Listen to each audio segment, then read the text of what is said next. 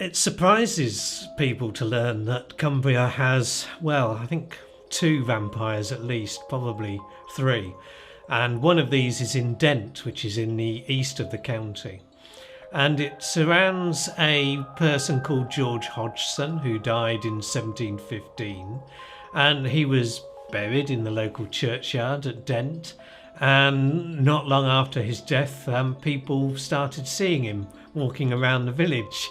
And so this sort of rumour started that he was still wandering around and wasn't perhaps quite dead enough. And then a story started that somebody had seen a black hare, and they shot this black hare to eat for dinner, but only wounded it. And they followed the trail of blood, and it led to George Hodgson's empty cottage. And inside they saw George Hodgson nursing a wound to his shoulder. So they had a meeting of the people in the town, and they decided they really needed to dig George up and bury him again properly, but to put a stake through him. So they dug up the grave.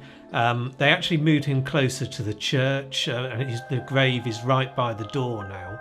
And they put a brass stake through him, and you can still see the brass stake, the hole where the brass stake is in the top of the grave by the church. And it apparently worked, and he no longer walked the village of Dent.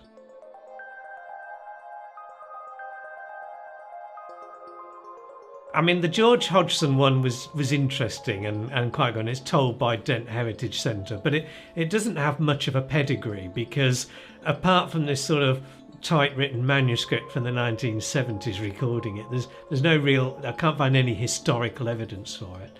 But you certainly can for the Croglin vampire. And Croglin is in a very tiny hamlet in North Cumbria. And the Fisher family lived there in the early 19th century. And the story was recorded later on in somebody's diary when they visited.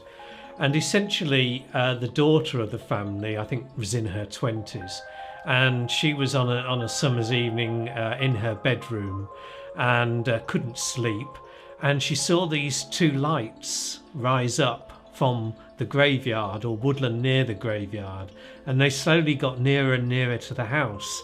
And she found this odd but also quite scary, but she couldn't scream or couldn't flee the room. She found herself frozen, and the lights got nearer, and then one of the lights came up to the window, and it transformed into a hideous brown face with what she described as sort of bright flaring eyes, and it was scratching. There was a sound of scratching at the glass, of this creature trying to get in. Still she couldn't scream. And then worse, she heard that it was picking, and it was picking at the lead in the stained glass at the bedroom window, and it eventually got a piece of glass out, and this bony finger, long finger, came in, lifted the handle of the window and came into the room, chased after onto the bed, and bit her throat. Then she was able finally to scream. Her brothers came in, chased the creature out, and followed it to the graveyard. She eventually recovered from the wound. She went over to Switzerland. They wanted to sell the house, but of course nobody wanted to buy it once this story got out. So eventually they came back, and about a year later she was again woken by this scratching on the glass, and this time she screamed. Her brothers came and they chased after it with guns, followed it to the graveyard, and saw that it went to a particular set of vaults. They went in, and most of the vaults had been thrown open, and the bodies scattered, but there was one that was sealed. So they came back with other villagers, and they got the lid off this vault, and inside was the creature that had attacked the daughter, and they didn't drive a stake through its heart, but they set fire to it and destroyed it. And what's remarkable about this is that this was, recorded in an event before vampires, before Bram Stoker. Vampires were well known about in Europe for centuries, but it was Dr. Polidori and Bram Stoker who popularised at a later stage. So this is one very early and well documented vampire. So the Croglin one is a lot more evidential.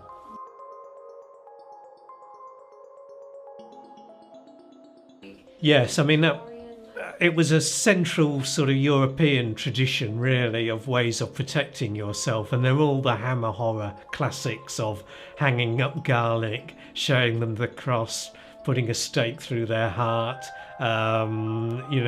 using mirrors, all sorts of different ways of doing it. And all these motifs, were known about in European folklore. And basically in 19th century Victorian literature, these themes were taken and popularised, and particularly Dracula, which is still a very scary read. It is wonderfully written, and has survived the test of time as a work of literature. But it maintains all these themes, and they continue to this day.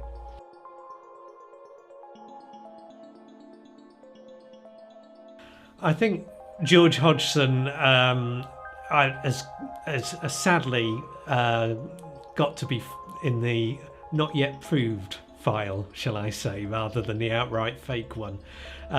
There's a typewritten manuscript in the Dent Heritage Museum which has no provenance.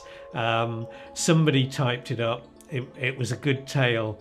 What I suspect happened is that there was this grave by the door, and it's got this strange sort of circular hole in it. And almost to explain that to children, they came up with this story of vampires. And I think that's where a lot of folklore and a lot of tradition comes from, is the idea that there's something in the landscape that needs explaining.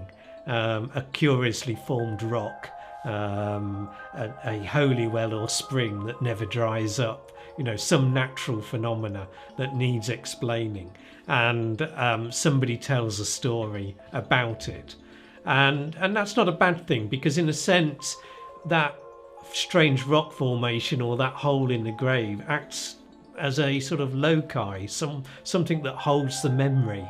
And so there might have been a story of a vampire in Dent before George Hodgson. What this has done is maintained that story, because whenever anybody sees the grave now, they remember the story and they tell it to the next generation. So there's value in it, even if it's not particularly evidential. I mean, given what's on the internet, I'm sure there's vampires around today, and I think certainly the sort of some of the blood disorders that exist could well explain some of the stories about vampires and people who need to feed off blood, and the rest. Have I met any? No, I haven't.